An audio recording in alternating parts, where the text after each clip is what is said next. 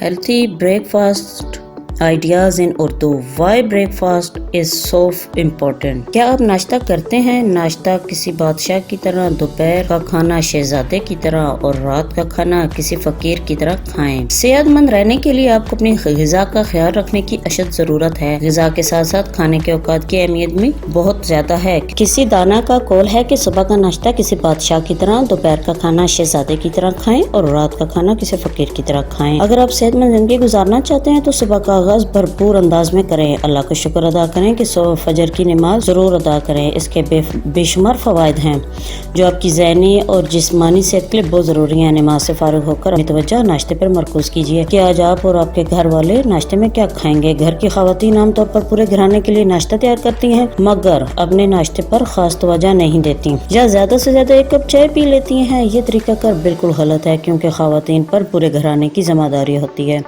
اگر ان کی صحت ٹھیک نہیں ہوگی تو وہ کسی کا خیال بہتر طور پر نہیں رکھ پائیں گی۔ اکثر خواتین یہ کہتی دکھائی دیتی ہیں کہ صبح کے وقت کچھ کھانے کو دل نہیں چاہتا۔ یہ بات ذہن میں رکھیے کہ صرف چائے پینا کوئی ناشتہ نہیں ہے۔ آپ صبح کے وقت دودھ کے ایک گلاس میں شہد ملا کر پی سکتی ہیں۔ دودھ ایک مکمل غذا اور خواتین کے لیے انتہائی ضروری ہے کیونکہ اس میں کیلشیم فاسفورس ہوتا ہے جو ہڈیوں کے لیے انتہائی ضروری ہے اور خواتین میں بڑھتی ہوئی عمر کے ساتھ ہڈیوں کی کمزور ہونے کے عمل کو روکتا ہے۔ دودھ کے علاوہ بھی آپ ناشتے میں بہت کچھ کھا سکتے ہیں جن میں روٹی، بریڈ، سلائس سے لے کر پھل تک شامل ہیں۔ کچھ لوگ ناشتے کا خاص اہتمام کرتے ہیں اور اپنی طرف سے بھرپور ناشتہ کرتے ہیں مگر وہ اشیاء انہیں کوئی غذائیت نہیں پہنچاتی، اس لیے ناشتے کے لیے کسی بھی چیز کا انتخاب محض اس کے ذائقے کی بنا پر نہ کیا جائے بلکہ اس سے حاصل ہونے والی غذائیت پر نظر رکھی جائے۔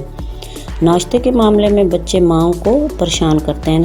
اس کا حل یہ ہے کہ مائیں بچوں میں ان کے پسند کی چیزیں ناشتے میں دیں۔ اگر تھوڑا دودھ پی لیں تو یہ بھی کافی ہے۔ اس کے ساتھ مائیں ایسا کرتے ہیں کہ ان کے لنچ باکس میں ناشتے کے لیے کچھ غذائیت بخش اشیاء رکھ دیتی ہیں جو وہ اسکول میں لنچ بریک کے دوران کھا سکتے ہیں۔ عام مشاہدہ ہے کہ بچے اسکول جاتے وقت ناشتہ کرنے سے انکار کر دیتے ہیں جبکہ اسکول میں دوسرے بچوں کے ساتھ ناشتہ کر لیتے ہیں۔ اگر اساتذہ تھوڑی سی توجہ بچوں کے لنچ پر دیں اور انہیں تھوڑا سا سمجھا دیں کہ ناشتہ کرنا بہت ضروری ہے تو اس سے بہت فائدہ ہوگا۔ ناشتے کے معاملے میں بڑے بھی کچھ کم نہیں ہیں۔ کالج، یونیورسٹی کے طلباء کی ایک بڑی تعداد ناشتے کیے بغیر گھر سے نکلتی ہے۔ اگر ان سے ناشتہ نہ کرنے کے سبب پوچھا جائے تو اکثریت کا جواب یہ ہوتا ہے کہ صبح صبح کچھ کھانے کو دل نہیں چاہتا۔ کچھ لوگ دیر ہو جانے کی ڈر سے ناشتہ نہیں کر پاتے تو اس کا حل یہ ہے کہ اپنے دل کو سمجھائیں کہ یہ آپ کی صحت کا معاملہ ہے۔ اگر ناشتہ نہیں کریں گے تو رفتہ رفتہ آپ کا مدافعتی نظام کمزور ہو جاتا ہے اور آپ بآسانی مختلف بیماریوں کا شکار ہو جائیں گے۔